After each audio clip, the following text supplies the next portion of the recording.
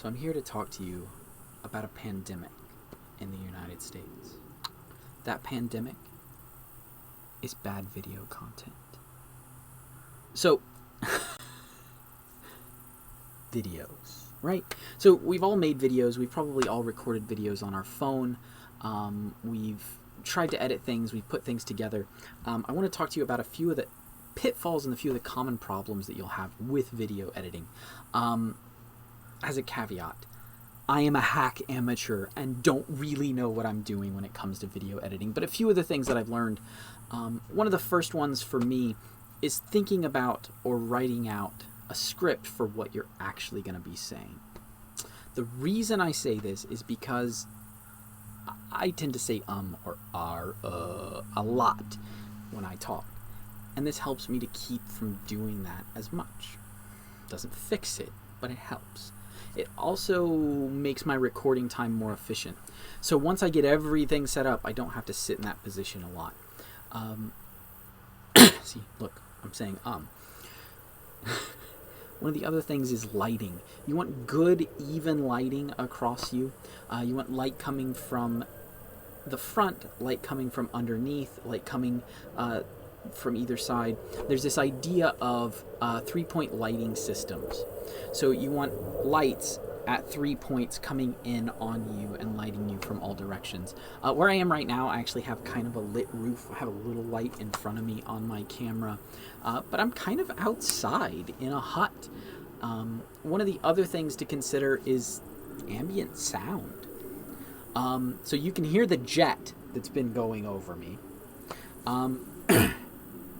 You can hear all of the cicadas making just horrific noises. Now, you're not always going to be able to control all of the ambient sounds. I actually really love the cicada sounds and the birds and the rooster in the background and all of that. I think it makes for kind of fun ambiance here. But that jet is killing me. And so sometimes I want to film indoors to kind of eliminate some of those sounds and some of that ambient stuff. I could actually set up a green screen and it'd look like I was here, but I'd be in front of a green screen. It wouldn't be perfect, but it might work. What else? So lighting, background sounds, people in the background, stuff in the background is also important. You'll notice I really like this setup. It gives me a nice framing, a little bit of interest in the background, but the background's not really distracting. I've found that when I do recording in one of the indoor areas that I have, there's this huge shelf behind me that's just full of junk. And it's really distracting and actually sets a really bad background. Having a little bit of contrast, a little bit of color difference actually gives you some interest. A stark white background sound like a good idea. But really and truthfully, they can tend to be actually visually overwhelming a lot of the times. And so you don't want that. You want to be forefront and you want to present yourself forward. A nice neutral gray background will work as well if you're looking for a fairly blank neutral background. Once we can get to school, we'll have some green screens and some other things you can play with, I hope. But when you're working at home and you're working with what you have, you got to go with what you have. We're not expecting videos that you create to be perfect. We're not expecting them to be just the best thing ever. But you need to think about what you're doing. One of the other things to do is transitions. So a lot of video editing programs have ways for you to cut things and add a transition. I really like a crossfade. That's personal preference. I think it looks cool. Without kind of taking over the video. There's lots of different types of transitions. There's turns, there's flips, there's all kinds of crazy stuff that you can do with video editing software. I'm making this generic. I'm not going to tell you exactly what video software to use because I don't know what you have on your phone. I think there's like iMovie and some other stuff that you may have. There's Android. There's like 800 different Android versions.